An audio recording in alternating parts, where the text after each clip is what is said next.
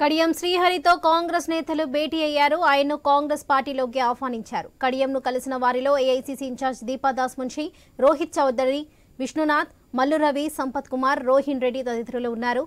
వరంగల్ నుంచి కడియం కావ్య పోటీ చేసే అవకాశం కనిపిస్తుంది.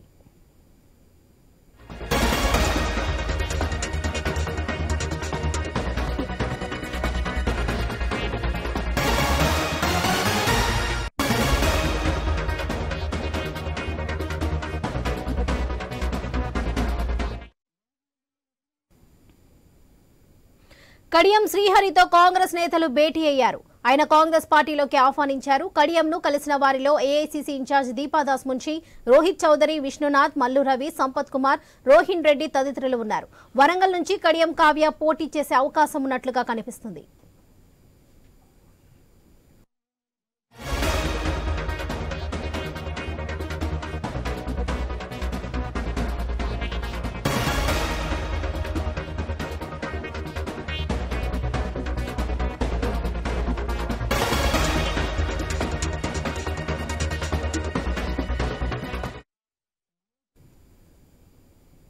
కడియం శ్రీహరితో కాంగ్రెస్ నేతలు భేటీ అయ్యారు. ఆయనను కాంగ్రెస్ పార్టీలోకి ఆహ్వానించారు. కడియంను కలిసిన వారిలో ఏఐసీసీ ఇన్ఛార్జ్ దీపాదాస్ మున్షి, రోహిత్ చౌదరి, విష్ణునాథ్, మల్లు రవి, సంపత్ కుమార్, రోహిన్ రెడ్డి తదితరులు ఉన్నారు. వరంగల్ నుంచి కడియం కావ్య పోటీ చేసే అవకాశం కనిపిస్తుంది. ఇదే విషయంపై మరింత సమాచారం మా ఇన్పుట్ ఎడిటర్ శ్రీకాంత్ అందిస్తారు. శ్రీకాంత్, చెప్పండి. బీఆర్ఎస్ నేతలకు వరుసగా షాకులు వినిపిస్తున్నాయి. ప్రతి బీఆర్ఎస్ నేతలు అందరూ కూడా కాంగ్రెస్ పార్టీలో జాయిన్ అవుతున్నారు. మరి బీఆర్ఎస్ లో ఎలా ఉంది స్పందన? ఇటీవల కేటీఆర్ కూడా స్పందించారు ట్విట్టర్ ద్వారా. ఎవరు ఎలా ఎదురెళ్ళినా కూడా మళ్ళీ నేను పోటీ చేసి మంచి నాయకులనే ఇక్కడికి ఎంపిక చేస్తానని కేటీఆర్ అన్నారు. దీనికి సంబంధించిన డీటెయిల్స్ ఏంటి?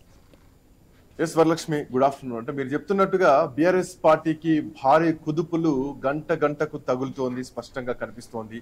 నిన్నటికి నిన్న కె కేశవరావు బీఆర్ఎస్ పార్టీలో కేసీఆర్ తర్వాత మళ్ళీ అట్లాంటి ఫేస్, సో అట్లాంటి ఒక బడా లీడర్ బీఆర్ఎస్ పార్టీకి ఒక పిల్లర్ లాగున్నటువంటి నాయకుడు కాంగ్రెస్ గూటికి చేరుతుండడం, కాంగ్రెస్ పార్టీలోకి వెళ్తా ఇక చచ్చిపోయేంత వరకు కాంగ్రెస్ పార్టీలోనే ఉంటా అంటూ సొంత గూటికి చేరుతా అంటూ ప్రకటించినటువంటి నేపథ్యంలో తనతో పాటు తన కూతురు కూడా కాంగ్రెస్ పార్టీ తీర్థం పుచ్చుకోబోతున్నారు. ఇక ఇట్లాంటి నేపథ్యంలో ఆ విషయం మరవక ముందే వరంగల్ నుంచి కడియం కావ్య తన ఎంపీ సీటుకు, అంటే తను ఎంపీ సీట్ ని రిజెక్ట్ చేస్తున్నట్టు, తనకు ఆ టికెట్ వద్దంటూ కూడా కేసీఆర్ కు వద్దంటూ కూడా ఆమెకు లేఖ కూడా రాయడం, పోటీ నుంచి తప్పుకుంటున్నాను, ఇక బరిలో ఉండనట్టు కూడా లేఖ రాయడం సంచలనంగా మారింది. సో ఇట్లా నేపథ్యంలో కడియం శ్రీహరి ఇంటికి కాంగ్రెస్ పార్టీ నేతలు చేరుతున్నారు. కడియం శ్రీహరి కాంగ్రెస్ పార్టీలోకి చేరిక లాంఛనమైపోయింది. సో కడియం శ్రీహరి ఇక ఈసారి వరంగల్ పార్లమెంట్ నుంచి, అంటే ఇప్పటికే వరంగల్ పార్లమెంట్ చాలా కాలం నుంచి పెండింగ్ లో ఉంది. ఒక ట్విస్ట్ నడుస్తుంది, అక్కడి నుంచి కాంగ్రెస్ పార్టీ అభ్యర్థి ఎవరు అన్న ట్విస్ట్ నడుస్తుంది. ఇప్పటికే అటు భారతీయ జనతా పార్టీ నుంచి అరు రమేష్ పోటీలో ఉన్నారు. మరొక వైపు కాంగ్రెస్ పార్టీ ఇంకా పెండింగ్ లో ఉన్నటువంటి క్రమం కనిపిస్తోంది. టిఆర్ఎస్ పార్టీ కూడా నిజానికి కొంత సందిగ్ధం కనిపిస్తున్నటువంటి క్రమం కనిపిస్తోంది. సో ఇట్లా నేపథ్యంలో అక్కడ మళ్ళీ అంటే ఇప్పుడు కావ్య తర్వాత అక్కడ ఎవరు పోటీకి దిగుతున్నారు టిఆర్ఎస్ నుంచి? ఇట్లాంటి పరిస్థితుల్లో కడియం శ్రీహరి కాంగ్రెస్ గూటికి చేరుతుండడం సంచలనంగా మారింది. సో ఇప్పటికే కడియం శ్రీహరి ఇంటికి అటు దీపదాస్ మున్షితో పాటు కీలకమైనటువంటి నాయకులంతా కూడా కడియం శ్రీహరి ఇంటికి చేరుకుంటున్నారు. సో కడియం శ్రీహరిని పార్టీలోకి లాంఛనంగా ఆహ్వానించబోతున్నారు. మరొక వైపు ఇటు ఈ అంశం ఇట్లా ఉంటే ఇప్పటికే వరంగల్ జిల్లాలో వినయ్ భాస్కర్ ప్రెస్ మీట్ పెట్టి కడియం శ్రీహరి నీచ చరిత్ర నీది అంటూ కూడా కడియం శ్రీహరిని ఉద్దేశించి మాట్లాడుతున్నారు. ఎమ్మెల్యే పదవికి వెంటనే రాజీనామా చేయాలంటూ కూడా అటు వినయ్ భాస్కర్ డిమాండ్ చేస్తున్నారు. బీఆర్ఎస్ పార్టీ కార్యాలయంలో కడియం శ్రీహరి ఉన్నటువంటి ఫోటోలన్నింటినీ కూడా తీసేస్తున్నటువంటి పరిస్థితి. అయితే దరిదాపు 40 ఏళ్ల రాజకీయ జీవితంలో కడియం శ్రీహరి ఇప్పటి వరకు ఎప్పుడూ కూడా పదవి లేకుండా ఖాళీగా లేరు. తెలుగుదేశం పార్టీ నుంచి 2013లో ఆ రోజు తెలంగాణ ఉద్యమం నడుస్తున్నటువంటి క్రమంలో టిఆర్ఎస్ పార్టీలో చేరడం జరిగింది. సో అప్పటి నుంచి ఇప్పటి వరకు 2024 వరకు కూడా టిఆర్ఎస్ పార్టీలో ఉన్నారు. ఉద్యమం తర్వాత కేసీఆర్ కూడా నిజానికి అటు తెలుగుదేశం పార్టీలో ఎట్లాంటి గుర్తింపు లభించిందో టిఆర్ఎస్ పార్టీలో కూడా నిజానికి కడియం శ్రీహరికి అట్లాంటి గుర్తింపు లభించింది. ఎంపీగా అవకాశం ఇచ్చారు, ఎమ్మెల్యేగా అవకాశం ఇచ్చారు, ఎమ్మెల్సీగా అవకాశం ఇచ్చారు. సో ఆఖరికి ఇప్పుడు పార్టీ ఎమ్మెల్యేగా, అంటే తాటికొండ రాజయ్యను కాదు అని, సిట్టింగ్ ను కాదని కూడా కడియం శ్రీహరికి టికెట్ ఇచ్చినటువంటి నేపథ్యం టిఆర్ఎస్ పార్టీది, కేసీఆర్. బట్ ఇట్లా నేపథ్యంలో అక్కడ కడియం కావ్యకు గెలుపు అవకాశాలు తక్కువగా ఉన్నాయి. తనకెవరు సపోర్ట్ చేయట్లేదు, నియోజకవర్గంలో మీటింగ్లు పెట్టినా గానీ ఎవరు రావడం లేదు, జిల్లా ముఖ్య నాయకులు కూడా రావడం లేదంటూ కూడా ఒక ఆవేదన కేసీఆర్ దగ్గర వెలుబుచ్చినట్టుగా తెలుస్తోంది. సో దీనికి సంబంధించి కేసీఆర్ కూడా కొంతవరకు దిశానిర్దేశం చేసినా గానీ అక్కడ పెద్దగా వర్కౌట్ అయ్యే అవకాశాలు లేవు అన్నట్టుగా తెలిసింది. మరొక వైపు కొంతవరకు కమ్యూనిటీ గైడ్ లైన్స్ ఇష్యూస్ కూడా ఉన్నట్టుగా, అంటే కొంత టెక్నికల్ ఇష్యూస్ కూడా కనిపిస్తున్నాయి. సో దీంట్లో భాగంగా ఇక ఈసారి కాంగ్రెస్ పార్టీ నుంచి అదృష్టాన్ని పరీక్షించుకుందాం అన్నటువంటి ఉద్దేశంతో కడియం శ్రీహరి దిగుతున్నారు. బట్ ఇప్పటికే అటు బీఆర్ఎస్ పార్టీకి ఘన్పూర్ నియోజకవర్గం నుంచి తాటికొండ రాజయ్య పార్టీకి గుడ్ బై చెప్పడం జరిగింది. ఇప్పుడు ఆయన కూడా కాంగ్రెస్ గూటికి చేరడానికి శతవిధాల ప్రయత్నం చేస్తున్నారు. ఇప్పటికే దీపాదాస్ మున్షిని అటు రాజయ్య కూడా కలవడం జరిగింది. అంటే వీళ్ళిద్దరు నిజానికి ఉప్పు నిప్పులాగా ఉంటారు. సో ఒకరికి అసలే పొసగదు. ఒకటే నియోజకవర్గంలో ఇద్దరు తలపడుతూ ఉంటారు. ఒకే నియోజకవర్గం నుంచి ఇద్దరు డిప్యూటీ సీఎంలుగా కూడా పనిచేసినటువంటి వ్యక్తులు వీళ్ళిద్దరు కూడా. సో అట్లా నేపథ్యంలో వాళ్ళు గతంలో అంటే కాంగ్రెస్ పార్టీలో రాజయ్య ఉన్నప్పుడు తెలుగుదేశం పార్టీలో కడియం శ్రీహరి ఉన్నారు. ఆ తర్వాత ఇద్దరు అనూహ్యంగా బీఆర్ఎస్ పార్టీలో కొంతకాలం నడవడం జరిగింది. తను ఎమ్మెల్యేగా ఉంటే తను ఎంపీగా, లేదంటే తను ఎంపీగా ఉంటే తను ఎమ్మెల్యేగా. సో ఇట్లా వీళ్ళిద్దరూ కూడా పదవులు షేర్ చేసుకున్నటువంటి క్రమం కనిపించింది. ఇక మరోవైపు వరలక్ష్మి మనకు ఒక బ్రేకింగ్ అంతోంది. కడియం శ్రీహరి రేపు కాంగ్రెస్ లోకి చేరబోతున్నారు. సో కడియం శ్రీహరితో పాటు కేకే అట్లాగే విజయలక్ష్మి అంటే జిహెచ్ఎంసీ మేయర్ విజయలక్ష్మి కూడా కాంగ్రెస్ గూటికి చేరబోతున్నారు. సో తెలంగాణ రాజకీయాల్లో ఒక బిగ్ బ్రేకింగ్ అనే చెప్పాలి. ఒక డిప్యూటీ సీఎం గా పనిచేసినటువంటి వ్యక్తి కడియం శ్రీహరి, ఆయన కేసీఆర్ ను వీడుతుండడం నిజానికి పార్టీ చాలా ఒక అధఃపాతాళానికి పోతుంది అన్నటువంటి అనుమానాలు కనిపిస్తున్నాయి. ఇంతవరకు కేసీఆర్ కు సాన్నిహిత్యంగా ఉన్నటువంటి లీడర్లంతా కూడా ఈరోజు కేసీఆర్ ను కాదని కారును కాదని కాంగ్రెస్ గూటికి చేరుకుంటున్నారు. రేవంత్ రెడ్డి సమక్షంలోకి వెళ్ళిపోతున్నారు. కాంగ్రెస్ అంటే ఇప్పుడు అధికారంలో కాంగ్రెస్ పార్టీ ఉంది కాబట్టి కాంగ్రెస్ గూటికి చేరుకుంటున్నటువంటి పరిస్థితి కనిపిస్తుంది. రాజకీయాల్లో సర్వసాధారణం. కానీ కనీసం 100 రోజులు పూర్తి కాగానే పార్టీని పటిష్టంగా చేసుకోలేనటువంటి పరిస్థితుల్లోకి బీఆర్ఎస్ వెళ్ళిపోతుందంటే వెళ్ళిపోతుందని చెప్పడంలో ఎట్లాంటి సందేహం లేదు. ఎందుకంటే కేకే లాంటి వ్యక్తి, తన కూతురు జిహెచ్ఎంసీ మేయర్, హైదరాబాద్ లో చాలా కీలకమైనటువంటి పొజిషన్, తను వెళ్ళిపోవడం, ఒక ఎమ్మెల్యే సిట్టింగ్ ఎమ్మెల్యేగా ఉన్నటువంటి వ్యక్తి కడియం శ్రీహరి కేవలం ఎమ్మెల్యేగా కాదు డిప్యూటీ ముఖ్యమంత్రిగా ఉప ముఖ్యమంత్రిగా కూడా పనిచేసినటువంటి వ్యక్తి. అటు కడియం శ్రీహరి అంతకు ముందే ఉప ముఖ్యమంత్రిగా గతంలో పనిచేసినటువంటి వ్యక్తి. ఒకే సామాజిక వర్గానికి చెందినటువంటి వ్యక్తులు వీళ్ళు. సో వీళ్ళందరూ కూడా బీఆర్ఎస్ పార్టీని వీడుతుండడం, బీఆర్ఎస్ పార్టీ ఒక్కసారి అంతర్గతంగా మళ్ళీ ఒకసారి పరిశీలన చేసుకోవాల్సినటువంటి అవసరం కనిపిస్తోంది. సో మొత్తానికి రేపు కాంగ్రెస్ పార్టీలోకి కడియం శ్రీహరి అట్లాగే కేకే విజయలక్ష్మి చేరడం లాంఛనం అయిపోయింది. సో ఇట్లా నేపథ్యంలో వీళ్లతోనే ఆగిపోతుందా, లేదంటే ఇంకా ఏమైనా లైన్ కట్టే అవకాశం ఉందా బీఆర్ఎస్ పార్టీలో? ఇంకా చివరికి మిగిలేదెవరు? ఇప్పటికే రేవంత్ రెడ్డి చాలా సందర్భాల్లో చెప్పారు, ఒక గేటు మాత్రమే ఎత్తినాం, అన్ని గేట్లు ఎత్తితే మిగిలేదు ముగ్గురు మాత్రమే ఆ కుటుంబ సభ్యులని. సో ఇవన్నీ పరిస్థితులు చూస్తుంటే బహుశా రేవంత్ రెడ్డి ప్రీ ప్లాన్డ్ కనిపిస్తోందా? గతంలో కాంగ్రెస్ సిఎల్పిని ఎట్లా అయితే టిఆర్ఎస్ ఎల్పీలో కలుపుకోవడం జరిగిందో, సో అదే సీన్ మళ్ళీ ఈసారి తెలంగాణలో రిపీట్ కాబోతోందా? ప్రధాన ప్రతిపక్షం అనేది లేకుండా జరగబోతోందా అనేది మాత్రం స్పష్టంగా కనిపిస్తోంది. అటు బీఆర్ఎస్ ఎల్పీ మొత్తం కూడా కాంగ్రెస్ గూటికి చేరే అవకాశాలు, అంటే గతంలో కేసీఆర్ ఏదైతే స్ట్రాటజీ ప్లే చేయడం జరిగిందో సేమ్ స్ట్రాటజీ మళ్ళీ ఇప్పుడు రేవంత్ రెడ్డి సర్కార్లో కూడా కనిపిస్తోంది. పాత ఎవరైతే, అంటే దీంట్లో ఇంకొక పాయింట్ కూడా చూడాలి, గతంలో కాంగ్రెస్ నాయకులు మళ్ళీ సొంత గూటికంటూ కూడా కాంగ్రెస్ గూటికి చేరుతున్నారు.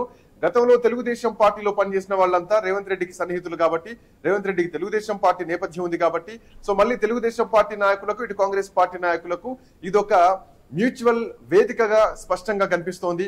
సో గత తెలుగుదేశం పార్టీ నాయకులు, గత కాంగ్రెస్ పార్టీ నాయకులంతా కూడా ఈ రోజు మళ్ళీ కాంగ్రెస్ గూటికి చేరుతున్నారు. రేవంత్ రెడ్డి సమక్షంలో కాంగ్రెస్ గూటికి చేరుతున్నారు. సో ఒకవైపు ఎంపీ ఎలక్షన్స్ సమీపిస్తున్నటువంటి క్రమంలో ఇంకా పోటీ చేయడానికి కూడా వెనకడుగు వేస్తున్నటువంటి నాయకులు చాలా మంది ఉన్నారు. సో రాను కేసీఆర్ వెతుక్కోవాల్సినటువంటి పరిస్థితుల్లోకి వెళ్ళిపోతున్నారా? అభ్యర్థుల కొరత ఏమైనా టిఆర్ఎస్ పార్టీకి ఎదురవుతోందా అన్నది మాత్రం ఒక ఆత్మ పరిశీలన చేసుకోవాల్సినటువంటి పరిస్థితుల్లో కనిపిస్తోంది. అంటే వీళ్ళంతా చిన్న చిన్న నాయకులు ఏమి కాదు, దరిదాపు 40-50 ఏళ్ళ రాజకీయ నేపథ్యం, రాజకీయ అనుభవం ఉన్నటువంటి నాయకులు కూడా కేసీఆర్ లాంటి ఒక రాజకీయ చాణక్యుడి దగ్గర పనిచేసినట్టు, అంటే రాజకీయ చాణక్యుడు కేసీఆర్ అంటూ చాలా సందర్భాల్లో చెప్పాడు. మరి ఆ చాణక్యత ఇప్పుడు ఏమైంది అన్నది మాత్రం ఒకసారి క్వశ్చన్ చేసుకోవాల్సినటువంటి అవసరం టీఆర్ఎస్ పార్టీ నాయకత్వానికి కూడా ఉంది. మరొక వైపు ఉద్యమకారులందరినీ కూడా పక్కన పెట్టాడు కేసీఆర్. ఉద్యమానికి సంబంధం లేని వాళ్ళని తీసుకొచ్చి ఆ రోజు పార్టీలో కీలకమైనటువంటి పదవులు పెద్దపీట వేయడం జరిగిందంటూ కూడా చాలా సందర్భాల్లో చెప్పడం జరిగింది. కొంతమంది ఉద్యమకారులు కూడా ఇదే అంశం పైన పార్టీని వదిలి వెళ్ళిపోయినటువంటి వాళ్ళు కూడా చాలా మంది ఉన్నారు. ఆస్తులు నమ్ముకొని కూడా పార్టీ కోసం పనిచేసిన వాళ్ళు, ఉద్యమంలో ఖర్చు పెట్టిన వాళ్ళు కూడా ఆ రోజు పార్టీని వదిలి వెళ్ళిపోయారు. ఈ రోజు వాళ్ళందరూ కూడా కేసీఆర్ ను క్వశ్చన్ చేస్తున్నటువంటి పరిస్థితి. ఉద్యమకారులు పక్కన పెట్టారు కాబట్టి ఈ రోజు కేసీఆర్ కి ఇట్లాంటి దుస్థితి వచ్చినట్టు కూడా మాట్లాడుతున్నటువంటి పరిస్థితి స్పష్టంగా కనిపిస్తోంది. సో ఇట్లాంటి నేపథ్యంలో ఇంకా రానున్న కాలంలో అభ్యర్థులు పోటీకి దిగబోతున్నారా? ఇప్పటికే మహిబాద్ నుంచి మాలోతు కవిత నుంచి కొన్ని ఊహాగానాలు వినిపించాయి. సో తను పోటీలో ఉండరు, పోటీ నుంచి తప్పుకుంటామంటూ కూడా ఊహాగానాలు వినిపించినటువంటి క్రమంలో సో మాలోతు కవిత ఇప్పటికే దానికి సంబంధించి ఒక క్లారిటీ ఇవ్వడం జరిగింది. నేను ఖచ్చితంగా బీఆర్ఎస్ పార్టీలోనే ఉంటా, ఎంపీగా పోటీ చేస్తా, గెలుస్తా అంటూ కూడా చెప్తున్నారు. బట్ గతంలో కూడా కాంగ్రెస్ పార్టీలోకి టచ్ లోకి వెళ్లారంటూ కడియం శ్రీహరిని క్వశ్చన్ చేసినటువంటి క్రమంలో కడియం శ్రీహరి కూడా సేమ్ ఇట్లాగే మాట్లాడారు, దాన్ని ఖండించడం జరిగింది. సో గతంలో ఆరు రమేష్ బీజేపీకి టచ్ లోకి వెళ్తున్నారు అంటే లేదు నేను వెళ్ళను, నేను నా సొంత పార్టీలోనే ఉంటా, నా మీద అభియోగాలు వస్తున్నాయంటూ కూడా చెప్పడం జరిగింది. ఎప్పుడైతే ఇట్లాంటి లీక్లు వస్తూ ఉంటాయో ఆ లీక్లకు సంబంధించి ఊహాగానాలు బయట మీడియాలో చక్కర్లు కొట్టినప్పుడు ఆ నాయకులు ఖండిస్తూ ఉంటారు. బట్ ఆ తర్వాత జరిగే పరిణామాలు వెంటనే మనకు కనిపిస్తూ ఉంటాయి. సో ఇప్పుడు కూడా సేమ్ మరి అదే సీన్ మహిబాద్ విషయంలో కూడా రిపీట్ కాబోతుందా? మాలోత్ కవిత ఆ విషయాన్ని ఖండించినా గానీ రాజకీయాల్లో ఎప్పుడు ఏమైనా కావచ్చు. సో ఏం జరగబోతోంది? రానున్న కాలంలో బీఆర్ఎస్ పార్టీ అభ్యర్థులు వెతుకోవాల్సినటువంటి పరిస్థితి. ఇంతకాలం అంటే గతంలో ఎంపీగా ఉన్న వాళ్ళను, ఎమ్మెల్యేలుగా ఉన్న వాళ్ళను, మంత్రులుగా ఉన్న వాళ్ళను కూడా కేసీఆర్ చేరదీసి కీలకమైనటువంటి పదవులు, కీలకమైనటువంటి పొజిషన్స్ ఇచ్చినా గానీ ఎందుకు ఈ రోజు కేసీఆర్ ను వదిలి వెళ్ళిపోతున్నారు అన్నది మాత్రం ప్రధానంగా చర్చనీయాంశంగా మారింది. మరొక వైపు కేకే విషయం చూసుకుంటే కనుక కేకే చాలా సందర్భాల్లో కేసీఆర్ ని విభేదించడం జరిగింది. ఈటెల రాజేందర్ ని బర్తరఫ్ చేసినటువంటి క్రమంలో గానీ, కొంతమంది ఎమ్మెల్యేల పైన వేటు వేసినటువంటి సందర్భంలో గానీ, అంతేకాదు రెండోసారి అధికారంలోకి వచ్చినప్పుడు హరీష్ రావుకు మంత్రి పదవి ఇవ్వలేదు కేసీఆర్. సో చాలా పెండింగ్ లో పెట్టడం జరిగింది. చాలా గ్యాప్ తర్వాత తనకు మంత్రి పదవి ఇవ్వడం జరిగింది. సో ఆ సందర్భంలో కూడా కేసీఆర్ ను ప్రశ్నించారు అన్నది ప్రధానంగా మనకు అంటే అంతర్గతంగా కేసీఆర్ కు దగ్గరగా ఉన్నటువంటి సన్నిహితుల నుంచి వినిపించినటువంటి మాట. సో ఇట్లా నేపథ్యంలో సో కేసీఆర్ చేసినటువంటి పనులే ఈ రోజు కేసీఆర్ ని వెంటాడుతున్నాయి. ఒక కర్మ సిద్ధాంతం ఇక్కడ పనిచేస్తోంది, ఎవరి కర్మ వారు అనుభవించాలి అన్నటువంటి నేపథ్యాన్ని, ఆ పరిస్థితుల్ని ఈ రోజు బీఆర్ఎస్ పార్టీ నాయకులు ఈ రకంగా వాళ్ళు బయట పెడుతున్నారా అన్నది ప్రధానంగా వినిపిస్తోంది. ఇక ఇంకొక విషయం, కడియం కావ్యకు సంబంధించినటువంటి అంశాన్ని కూడా ప్రధానంగా తీసుకోవాలి. ఇక్కడ వరలక్ష్మి మనం క్లియర్ గా అబ్జర్వ్ చేస్తే గనక కేవలం రాజకీయ నేపథ్యం మాత్రమే కనిపిస్తోంది, రాజకీయ అవసరాలు మాత్రమే కనిపిస్తున్నాయని చెప్పడంలో ఎట్లాంటి సందేహం లేదు. ఎందుకంటే 30-40 ఏళ్ల నుంచి రాజకీయాల్లో ఉన్న వాళ్ళు, దరిదాపు 15-16 సంవత్సరాల నుంచి బీఆర్ఎస్ పార్టీలో ఉన్న వాళ్ళు, ఉద్యమం నుంచి కేసీఆర్ తో నడిచిన వాళ్ళు, వీళ్ళంతా కూడా ఈ రోజు పార్టీని వదిలి వెళ్ళిపోతున్నారు. వీళ్ళు మైనస్లు చెప్తున్నారు. ఈ మైనస్లు పార్టీని వదిలి వెళ్ళిపోతున్నప్పుడు చెప్తున్నటువంటి సిచ్యువేషన్ చూస్తున్నాం. బట్ పార్టీలో ఉన్నప్పుడు ఈ మైనస్లన్నీ చేసింది, ఈ ఆరోపణలు రావడం కానీ ఇవన్నీ వీళ్ళ హయాంలోనే వీళ్ళ మీద వచ్చినటువంటి ఆరోపణలు. కడియం కావ్య రాసినటువంటి లేఖ ఏదైతే ఉందో, నాకు నాయకత్వం సపోర్ట్ చేస్తలేదు అన్న పాయింట్ ఒకటైతే గనక అంటే టిఆర్ఎస్ పార్టీ మీద భూకబ్జా ఆరోపణలు ఉన్నాయి, లిక్కర్ స్కామ్ ఆరోపణలు ఉన్నాయి, ఇంకా చాలా రకాల ఆరోపణలు ఉన్నాయి. ఇవన్నీ కూడా బయటికి రావడం జరిగింది. ఈ ఆరోపణలన్నీ పార్టీ అంటే టికెట్ వచ్చినాక అక్కడ సపోర్ట్ దొరకట్లేదు, ఈ ఆరోపణలు ఉన్నాయి కాబట్టి నేను పోటీ చేయట్లేదు అంటూ ఈ లేఖ రిలీజ్ చేయడం జరిగింది. బట్ ఈ ఆరోపణలన్నీ కూడా అసెంబ్లీ ఎన్నికల టైంలో కూడా ఉన్నాయి. అప్పుడు కూడా కడియం శ్రీహరి ఈ ఆరోపణలు ఉన్నాయి కాబట్టి నీ ఇక్కడి నుంచి పోటీ చేయట్లేదు అని చెప్పి ఆ రోజే లేఖ రిలీజ్ చేయొచ్చు. బట్ కేవలం ఇక్కడ గెలుపు అవకాశాలు లేవు కాబట్టి, అధికారంలో లేదు కాబట్టి, కాంగ్రెస్ గూటికి వెళ్ళడానికి నిర్ణయించుకున్నారు కాబట్టి ఇట్లాంటి ఆరోపణలు చేస్తూ వెళ్తున్నారా అన్నది ప్రధానంగా ఆలోచించాల్సినటువంటి అంశం. సో ఏదేమైనా కానీ టిఆర్ఎస్ పార్టీ రాను ఒక క్వశ్చన్ మార్క్ లోకి వెళ్తోంది. కేసీఆర్ ఒక అభద్రత భావంలోకి వెళ్తున్నారా?